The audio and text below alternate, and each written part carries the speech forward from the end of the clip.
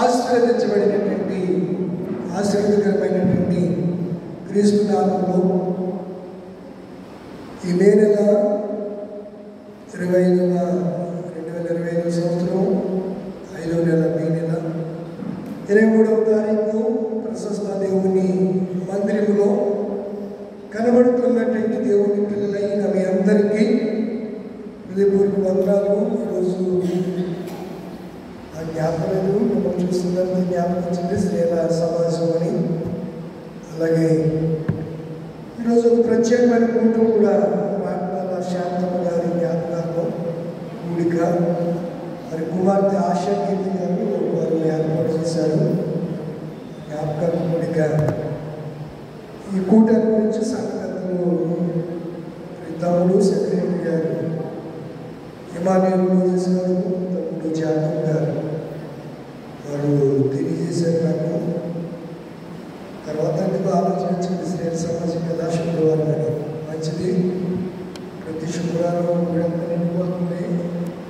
ఈరోజు బాగా సమ్మర్ వెకేషన్కి వెళ్ళి ఉంటారు కదా, లాంగ్లీలో ఉద్యోగ జీవితాలు అలసిపోయి చూసిపోయి సమ్మర్ వెకేషన్కి ట్రిప్కి వెళ్ళి ఉంటారు. విశ్వాసంలో శ్రేయ సమాజం కూడా ట్రిప్కి వెళ్ళి ఉంటారు. గోవా ట్రిప్లో లేకపోతే సింగపూర్, మలేషియా, పేరుపాలి ట్రిప్కి అక్కడికి వెళ్ళి ఉంటారు. రాలేకపోవడం మంచిది. ఉద్యోగ సమయంలో అప్పుడు సముద్రం వాళ్ళని చూసి ఉద్యోగం అవుతుంది అప్పుడు తిరిగారు. మంచిది. ఈరోజు ప్రత్యేకంగా పోవటం రాట్నాల శాంతం గారి జ్ఞాపకాల్లో కుమార్తె ఆశా కీర్తి గారు ఏర్పాటు చేశారు. అలాగే స్త్రీల సమాజం ఈ గురువు కోడిని ఏర్పాటు చేసిన ఆ కుటుంబస్తులకు చేరి ప్రభు సన్నిధిలో ఇంతవరకు మీ స్వరభక్తి గణభక్తి లోగా దేవుని పాటలు పాటిస్తూ ఇచ్చిన మీ అందరికీ హృదయపూర్వకమైన వందనాలు తెలియజేస్తున్నాను. కొద్ది నిమిషాలు చిన్న వర్తమానాన్ని, చాలా చిన్న వర్తమానం, కొత్త వర్తమానం విందాం. ఎంత వాక్యం విన్నా బండ మీద నీరు పోస్తే ఎలా వినాలో అలాంటి పరిస్థితులు కూడా ఇటు సంఘాలు పయనిస్తున్నాయి.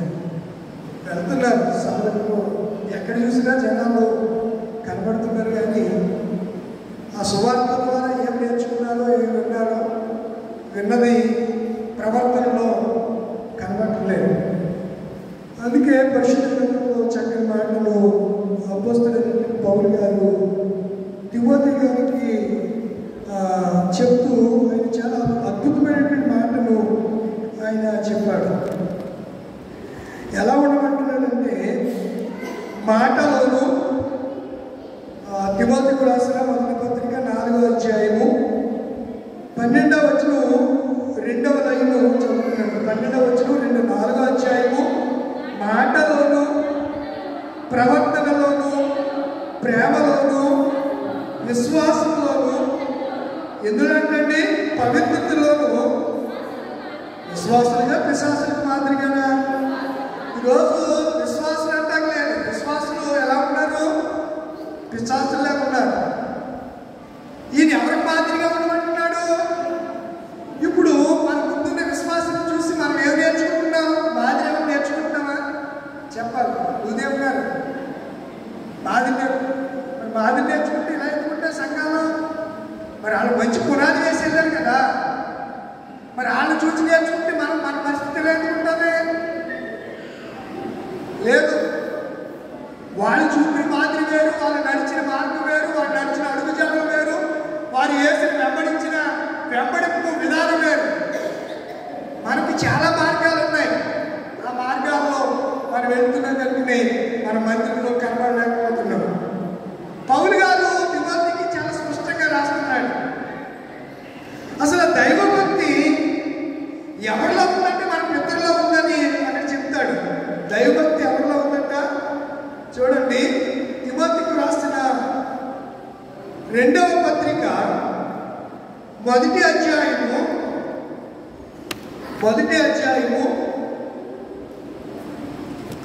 5వ వచనం మూడవ లైను చదువుతాం. రేయింబగలు అపేక్షించు నీ అందున్న నిష్కపటమైన ఏంటండి వాళ్ళు తిమోతికి పౌలు గారు రాస్తూ విశ్వాసులకు మాదిరిగా ఉండమన్నాడు. ఎవరికి మాదిరిగా? మనం ఎవరికి మాదిరిగా ఉంటాం? మన ముందు విశ్వసించి యేసుని వెంబడించిన వాళ్ళందరూ మనకి మాదిరిగా ఉంటే మనము మన తరం వారికి ఎలా ఉండాలి? మాదిరిగా ఉండాలి. మాదిరిగా ఉండాలంటే ఎవరిని వెంబడించాలి? యేసయ్యను వెంబడించాలి. దావీదు ఎవరిని వెంబడించాడు?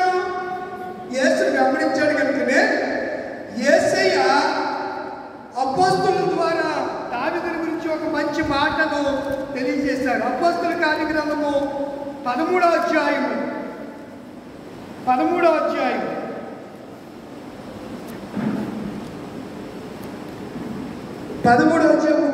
వచనం.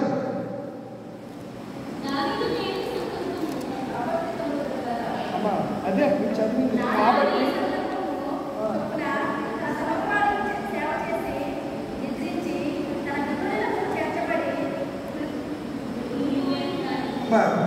చెప్పు. దావీదు దేవుని సంకల్పము చొప్పున తన తరము వారికి సేవ చేసి నిద్రించెను, చనిపోయాను, పాతిపెట్టబడ్డాడు.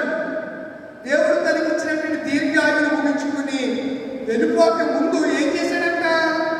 తన తరము వారికి చెప్పండి, అక్కడ చెప్పండి, సేవ చేశాడు. ఏ సేవ? మానవ సేవే, మానవుని సేవ లేదా దేవుని సేవ, ఇలా వేరు సేవ గురించి చెప్పుకుంటాం కదా. దేవుని సంకల్పం చొప్పున మనం సేవ చేయాలి. ఏ సంకల్పం చెప్పున? గుడ్డని చేయబడినట్టుగా నడవటం కాదు. దేవుని చిత్తం ఏమిటో గ్రహించాలి, దేవుని సంకల్పం ఏమిటో గ్రహించాలి, దేవుని ఉద్దేశం ఏమిటో గ్రహించి మనం ఏం చేయాలి? సేవ చేయాలి. దావీదు అదే చేశాడు. అందుకే దావీదు గురించి ఏమంటాడంటే, దావీదు నా ఇష్టానుసారుడైన మనుష్యుడు. ఏమన్నారు చెప్పండి? దావీదు నా ఇష్టానుసారుడైన మనుష్యుడు, అతడు నా ఉద్దేశములను నా సంకల్పం అంతయు నెరవేర్చువాడు అని చెప్పి అతని గురించి వ్రాయబడిందనే మాటను మీకు జ్ఞాపకం చేస్తున్నాను. ఈ దినాన్న మన సందర్భాన్ని బట్టి మనం జ్ఞాపకం చేసుకున్నప్పుడు తిమోతికి పౌలు గారు ఏమంటున్నాడు? మాటలోను, ప్రవర్తనలోను, ఇంకా చదవండి, చూడండి, మాట, వర్డ్ ఆఫ్ గాడ్. మాట చాలా విలువైంది. అందుకంటారు కాలు జారినా తీసుకొచ్చేమో కానీ డోరు జారితే వెనక్కి తీసుకోలేము. నువ్వు మాట్లాడే మాట ఆచి తూచి చాలా జాగ్రత్తగా మాట. మరి సమాజంలో ఉన్నప్పుడు, సభ్యుల మధ్య ఉన్నప్పుడు, అనేక మంది సమకూడిన ప్రాంతంలో మనం ఉన్నప్పుడు అనాలోచితంగా అజ్ఞానంగా మాట్లాడకూడదు. అందుకే సొలొమోను అంటాడు, నువ్వు దేవుని సన్నిధికి వెళ్ళినప్పుడు అనాలోచితంగా ఉండటానికి వీలు పడదు. అనాలోచితంగా అజ్ఞానంగా ఎలా పడితే అలా దేవుని సన్నిధిలో ఉండడం అనేది మంచిది కాదు. సంఘానికి కానీ సంఘ విశ్వాసానికి కానీ అది మంచిది కాదంటాడు ప్రసంగి గ్రంథంలో జ్ఞాని అయినటువంటి సొలొమోను. తిమోతికి పౌలు గారు రాస్తే ఏమంటాడంటే, మాటలో మన మాటలు ఎలా ఉంటున్నాయి ఈ దినాల్లో? మన మాటలు నోరెత్తితే ఏంటంటే కప్పు. డొనాల్డ్ ట్రంప్ కాదు, కప్పు. డొనాల్డ్ ట్రంప్ బాగా కోటీశ్వరుడు అతను. ఇదన్నా అగ్రరాజ్యమైన అమెరికాకు ఆయన ఏంటి? అగ్రరాజ్యమైన అమెరికాకి ఏం చేస్తున్నాడు? ప్రెసిడెంట్ అమ్మా. ఇంకా మీ మాట్లాడితే నేను ఏం చెప్పు? మన భారతదేశ రాష్ట్రపతి ఎవరు తెలియదు మీకు? అమ్మ చెప్పింది. వందనాలు తల్లి, ఇవన్నీ చెప్పాను, మీకు ప్రత్యేక వందనాలు. అదే అన్నారు అనమంటే గొప్పకి పుట్టాయి తెంగూరికి వెళ్తారు అంతే. అసలు మామూలుగా కాదు, ఆపడం మా వల్ల కాదు. ఆ తల్లి చెప్పింది వందనాలు సహోదరి, ఇలా ఉన్నారు నాకు. మళ్ళీ పైకి మీ కవరింగ్ చెప్పానండి, చెప్తే అప్పటికి పక్కడికి వెళ్ళిపోతుంది. అసలు అర్థం మాట్లాడితే అసలు కవరింగ్ చేసుకోవడంలో మిమ్మల్ని మించిన లేదు. నిన్న నేను హోటల్కి వెళ్ళాను, పుష్పవతి అలంకరణ హాఫ్ సారీ ఫంక్షన్. ఏ ఫంక్షన్? Half sorry function. ఆ పక్కనే పంచికట్టు ఫంక్షన్. ఏం ఫంక్షన్ అంటే మగవాళ్ళకి చేసేస్తున్నారు, ఆడవాళ్ళకి చేసేస్తున్నారు. ఏంటి డబ్బు ఎక్కువైపోయి ఏ ఫంక్షన్ చేయాలి అర్థం కావట్లేదు. హాఫ్ సారీ ఫంక్షన్ కూడా వాక్యానుసారంగా కరెక్ట్ కాదు. ఆ ధర్మం జరగకపోతే దాన్ని ఆ అమ్మాయిని ఆడదంటారు. ఆ స్త్రీ ధర్మం ప్రారంభం కాకపోతే ఏమంటారు? ఆడపిల్లలు అంటారు, ఆమె పిల్లలు అంటారు, స్త్రీ అంటారు. అది విశేషమేం కాదు, దేవుని కృపది. దాని గురించి ఆత్మాత్మకంగా కాదు, కానీ దేవుడిని స్తుతించాలి. చాలామంది నామకాంత క్రైస్తవులు ఇలాగే ఉంటారు. వీళ్ళని ప్రభు రాకడ వరకు వీళ్ళని అలా విడిచిపెట్టడం మంచిది. వీళ్ళని చూసి మాటలు లేదు వీళ్ళలో. అందుకే నేను ఆ మాటలు చదివించాను. మాటలోను కొంతమంది ప్రవర్తన అంటే బిహేవియర్ క్యారెక్టర్లెస్ అని చాలా మంది ఉన్నారు జనాలు. బిహేవియర్ బాగుంటుందా? ప్రవర్తనలోను వివరిస్తే సమయం కాదు. ప్రవర్తనలోను ఏంటంటే మనం పాడుతున్నాం, ప్రేమ యేసుని ప్రేమ, యేసు ప్రేమను కలిగి ఉన్నామన్నమాట. ప్రేమలోను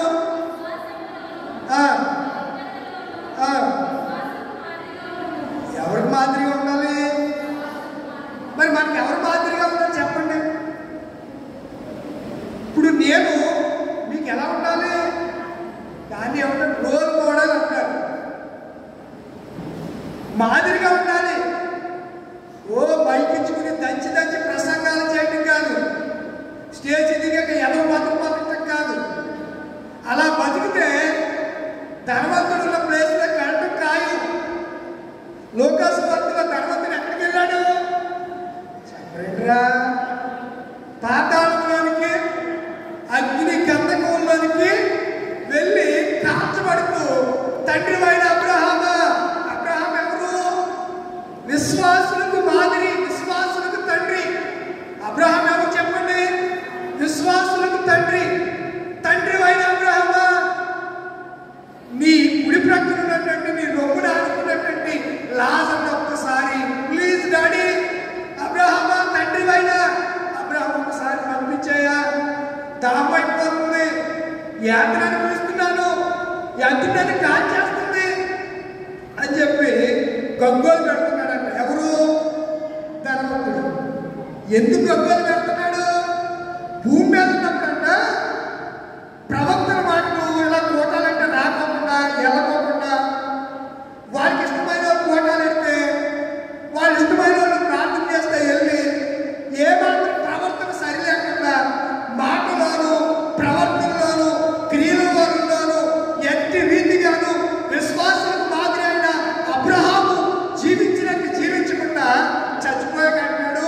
తండ్రి అయినా ఎలా రక్షిస్తాడు నిన్ను? రక్షించలేడు కదా ఆయన.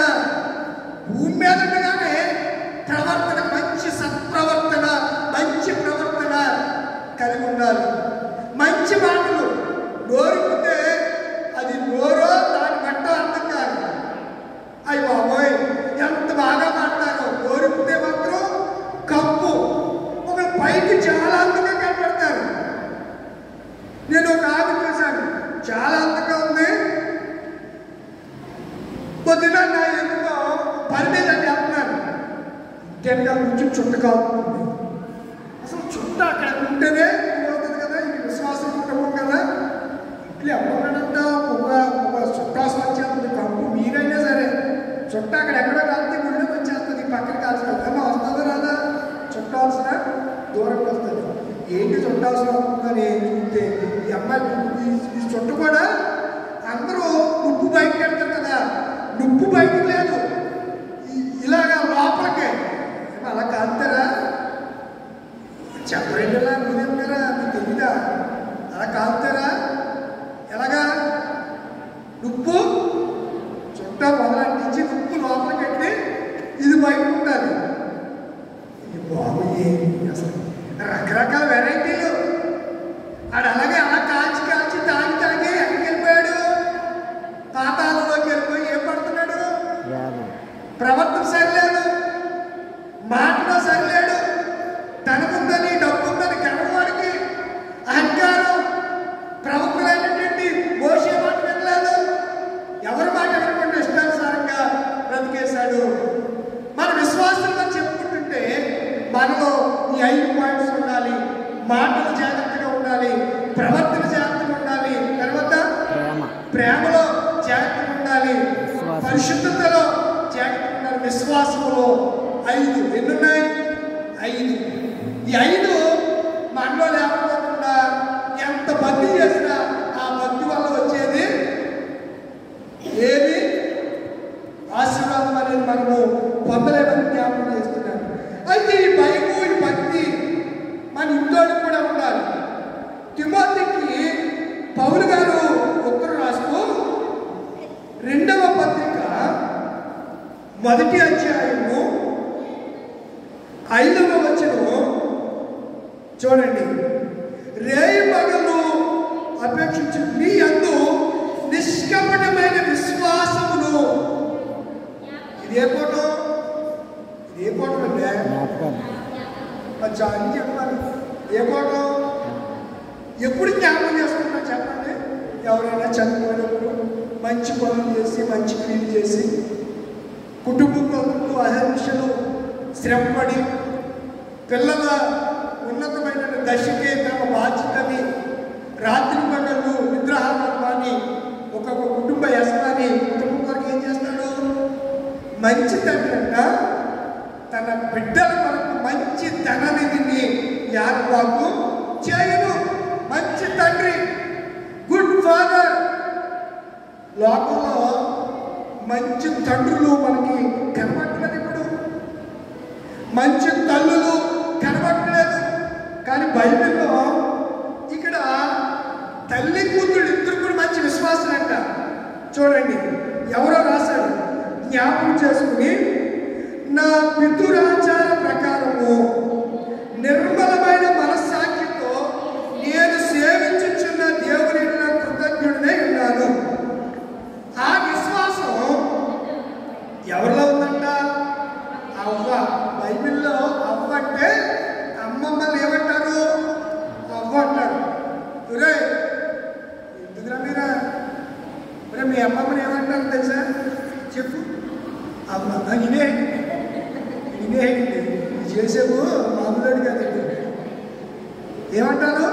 అమ్మమ్మని ఏమంటారు? అవ్వ. మీ అవ్వ అయినటువంటి లోయలోను మీ తల్లి అయిన ఇద్దరు పేర్లు ఎంత చక్కగా ప్రస్తావించబడ్డాయి. మీ అమ్మమ్మ తిమోతి, మీ అమ్మమ్మ ఎలాంటిది చెప్పరేంటలా? మంచి విశ్వాసం మీ అమ్మమ్మ. తిమోతి మీ అమ్మమ్మ సామాన్యమైన వాళ్ళు కాదయ్యో. ఎవరు చెప్తున్నారు ఈ మాట? ఎవరు చెప్తున్నారు? పౌలు గారు. ఎవరికి చెప్తున్నారు? తిమోతికి చెప్తున్నాడు. మీ అమ్మమ్మ పేరు కూడా మెన్షన్ చేశాడు. వాళ్ళ అమ్మమ్మ పేరు ఏంటంట? లోయి. లోయి అయినటువంటి మీ అమ్మమ్మ ఎలాంటిది అంటే విశ్వాసం కలిగింది మీ అమ్మమ్మ. మీ గురించి ఎవరన్నా అమ్మలో మీరు చచ్చిపోయాక మా అమ్మ చాలా విశ్వాసమని కూతుళ్ళు కొడుకులు చెప్పుకోవాలండి. మనవరాలు మా అమ్మ అయ్యో మా అమ్మమ్మ దాని పేరెత్తుంది అన్న పడుతున్నాం నా దగ్గర. మా అమ్మమ్మ దాని పేరెత్తుకున్నా. ఇక్కడ పౌలు గారు అంటాడు నీ అమ్మమ్మ ఎలాంటిది? విశ్వాసం కలిగి. రెండవది నీ అమ్మ ఎవరమ్మా? తిమోతి గారి అమ్మ. అమ్మ అయినటువంటి యూనికే కాదు, తల్లిలో ఉన్న విశ్వాసం ఎవరిలో ఉందంట? కూతురులో ఉంది.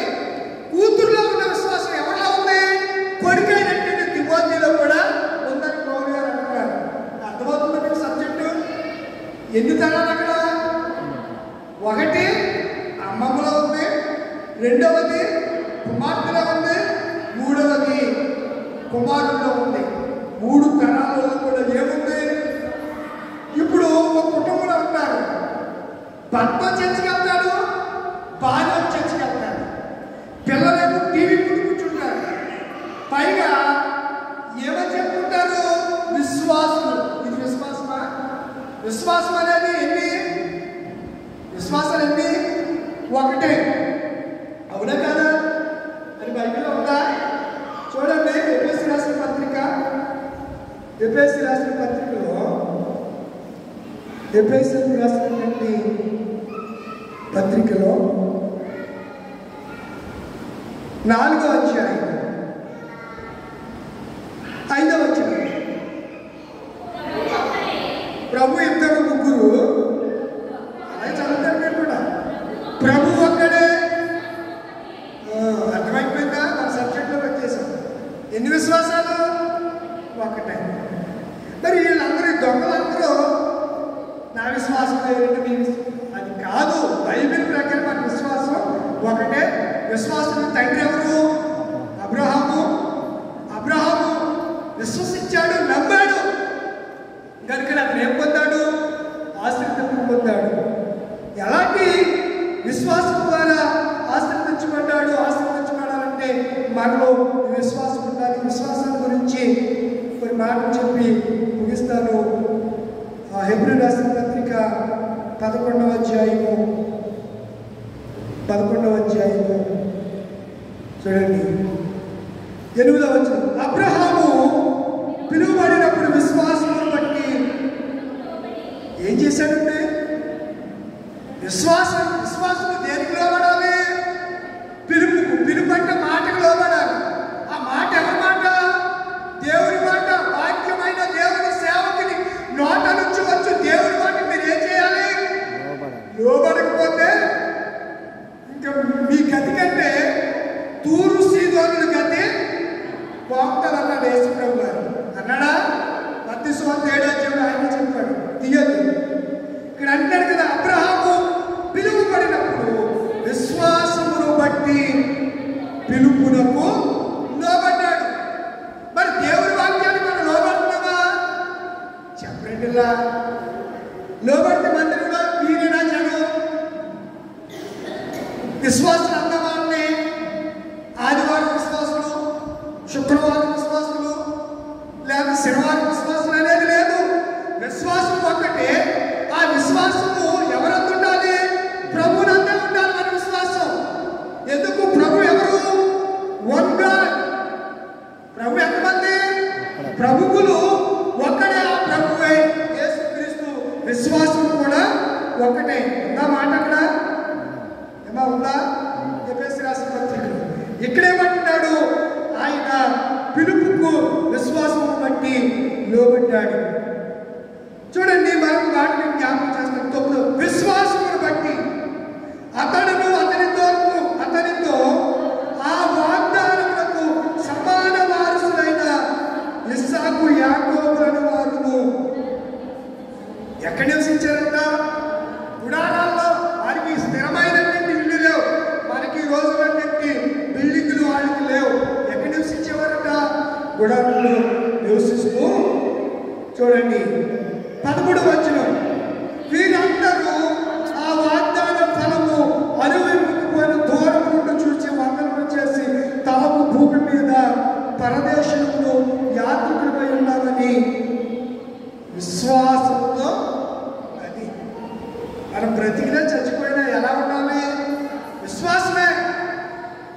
మనల్ని ఎవడైనా చనిపోతాం మీరు యేసు ప్రభుని కాదు వేరే నాకు చెప్పండి అన్నా సరే, యేసే నా రక్షకుడు అని చెప్పిన వాళ్ళే పరలోకం వెళ్తారు. నమ్ములో ఒకసారి స్తోత్రం చెప్పండి. హల్లెలూయా. కనుక ఎవరైతే ఎన్ని విధాలైనటువంటి ఇబ్బందులు వచ్చిన ఎక్కడికి వారు చేసిన అతసాక్షులు అంతా సిద్ధపడడం తప్ప యేసు ఎవరని పేరుగా చెప్పడానికి మాత్రం మనకు ముందుండడానికి వీలు లేదు. మీరందరూ ఈ విశ్వాసం, మీరందరంటే విశ్వాసము జాతిలో ఉంది. హేబేలు మొదలుకొని అని మనందరి జాబితాలు చూస్తే ఎంతమంది ఉన్నారు ఆ జాబితాలో మనం చూడగలిగితే చూడండి. ఇక ఏమి చెప్పుదును, గిద్యోను 32వ వచనం, బారాకు, సంసోను, యెఫ్తా, దావీదు, సమూయేలు వారిని గూర్చియు ప్రవక్తలను గూర్చియు వివరించుటకు ఏం చాలదు, సమయం చాలదు. ఎవరిని గురించి మనం వివరించాలనుకున్న రోజులే మనకి టైం పడతారు. మన ఆదివారం కూడా చెప్పారు, ప్రతి వాడు వినుటకు వేగిరిపడివాడు మాట్లాడడానికి మనం మాట్లాడడానికి అలవాటు పడిపోయాం, వినటానికి ఇష్టపడలేదు. వినుట ద్వారా ఏం కలుగుతుంది? విశ్వాసం కలుగుతుంది. దానికి వినడానికి తాపత్రయపడండి, వినడానికి వేగిరిపడండి, వినడానికి ఆశపడండి. కోరహు కుమారులు అంటారు కదా, 73వ కీర్తన అనుకుంటా చూడండి, 73వ కీర్తన 73గా దుప్పినొట్టి కీర్తన 73, 72 చూడండి. దుప్పి నీటి వాగుల కొరకు ఆశపడుతున్నట్లు దేవా నా ప్రాణం వరకు ఆశపడుతుందని మాట్లాడతారు. కీర్తన నాకు ఐడియా లేదు. ఎంతది తీసుకున్నారా? 42 చూడమ్మా. 42వ కీర్తన దుప్పి కోరహు కుమారులు రచించిన దైవ ధ్యాన పైన దుప్పి నీటి వాగుల కొరకు ఆశపడినట్లు దేవా నా ప్రాణము ఆశపడుతున్నది, నా ప్రాణము దేవుడి కొరకు దృష్టి కొనుచున్నది, జీవగల దేవుడి కొరకు దృష్టి. ఎలాంటి దృష్టి అంటే దేవుడి సన్నిధికి నేను ఎప్పుడు వచ్చాను, ఆయన సన్నిధి నేను ఎప్పుడు కనబడేది. దేవుడి సన్నిధిలో కనబడాలనే విశ్వాసం, దేవుడి సన్నిధిలో ఉండాలనే విశ్వాసం, దేవుడి సన్నిధిలో పాటలు పాడాలి, దేవుడు బయటపరచాలనే విశ్వాసం. దుప్పి దాహమైనప్పుడు నీరు తాగే వరకు ఎంత తహతహలు ఆడిపోతూ ఉంటుందో దేవుడి మాటలు ప్రకటన ఈ ఆసాపు కుమారులు అలాగా తృష్ణతో ఆశపడుతుండేవారంట. మనకు లోకంలో చాలా ఆశలు ఉంటాయండి, మన ఆశలన్నీ కూడా అడియాశలే. కానీ దేవుడి మీద ఆశపడుతున్నవాడు ఎప్పుడు సిగ్గు లక్ష్యం పడు, వారికి అవమానం కలగదు. ఎవరి మీద విశ్వాసం వచ్చిన వాడికి? దేవుని నమ్ముకున్న వాడికి. అందుకే నరులను నమ్ముకుంటే, రాజును నమ్ముకుంటే కంటే యెహోవాను ఆశ్రయించిన ఎంత మేలు, ఎంత ధన్యతమైన జీవితాలు దేవుడు మనకు అనుగ్రహిస్తుంది. కనుక భూమి మీద ఉండగానే మనం ఎవరు నమ్ముకోవాలి? కానీ అమ్ముకోకూడదు. దేవుని నమ్ముకోవాలి తప్ప అమ్ముకోకూడదు. అమ్ముకున్నారు కొంతమంది, సొంత సోదరుని అమ్ముకున్నారు. ఎవరు అమ్మేయారు చెప్పండి సోదరుని? ఏసేపుని వాళ్ళ 11 మంది అన్నలు కలిపి ఏం చేశారు? అమ్మేశారు ఇస్మాయిలీలకి. కానీ దేవుడు ఏసేపుని ఏం చేశారు చెప్పండి? ఆశీర్వదించాడు లేదా?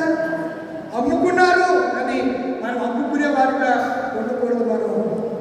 మనము యేసును ప్రచురించే వారిగా ఉండాలి, యేసు నామాన్ని కనపరిచే వారిగా ఉండాలని నేను తెలియజేస్తూ ఉన్నాను. అందుకే ఈరోజు మన అంశం ఏంటంటే విశ్వాసులకు ఎలా ఉండాలి? మాదిరిగా ఉండాలి. ఎలా ఉండాలి? మాదిరిగా ఉండాలి. అబ్రహాం మనకి మాదిరి, యేసయ్య మనకు మాదిరి. మన ముందున్నటువంటి భక్తులందరూ కూడా మనకి మాదిరి. జయ ప్రభు యేసు నీవే మణించుచు జయముగా నడచెదము, యేసుతో జయముగా వెడలెదము. జయ ప్రభు యేసు నీవే మణించుచు జయముగా నడచెదము, యేసుతో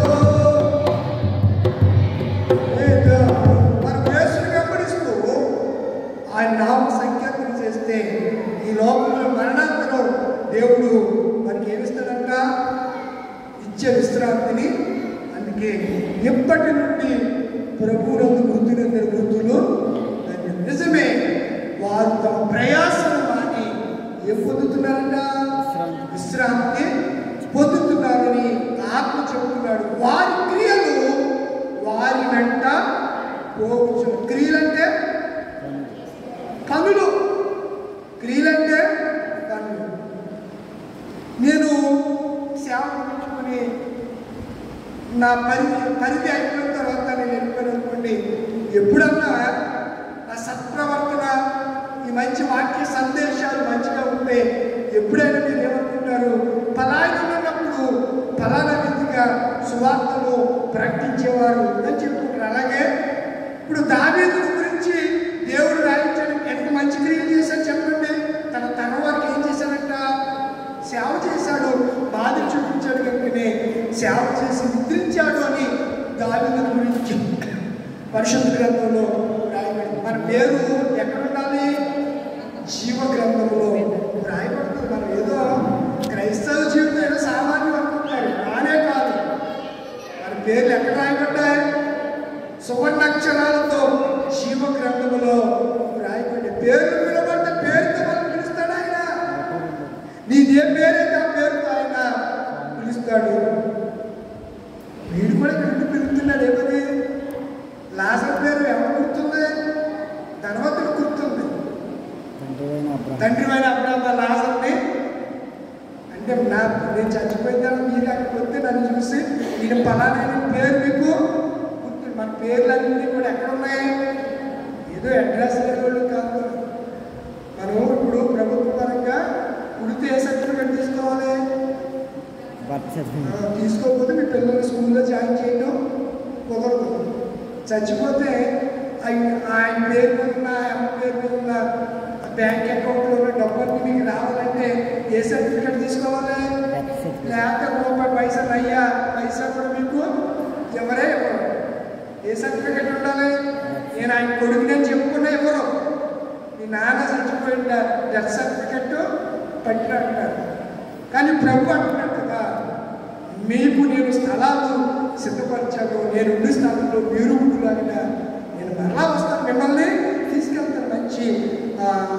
మనకి మంచి అభయాన్ని ఆయన ఇచ్చాడు కనుక మనం ఈ మాట చేత ఏం చేయాలి? జ్ఞాపకం చేసుకుని. ఎందుకంటే ప్రభు తరతరాలకు మాకు నివాస స్థలం నీవే. పర్వతాలు పుట్టకొరకు, భూమిని లోకాన్ని పుట్టుకొరకు నీవే దేవుడు. మనుషులను బంటిని మార్చుచున్నావు, నరులారా తిరిగి రండి పిలుస్తున్నావు. దేవుడు పిలిస్తే ఎవరిమైనా ఎక్కడికి వెళ్ళాలి? దేవుడి సన్నిధికి వెళ్ళాలి. ప్రియులు రాజ్యాల శాంతకుమారి గారు వారి విడిచిపెట్టి కుటుంబం, కుమార్తె కుటుంబం, ఆశాంతి, వారి కుటుంబం, వారి బిడ్డలు, వారి కుటుంబ బిడ్డలందరికీ దేవుడు ఆదరణ అనుగ్రహించాలని మాటలు తెలియజేస్తూ స్త్రీల సమాజం వారు కూడా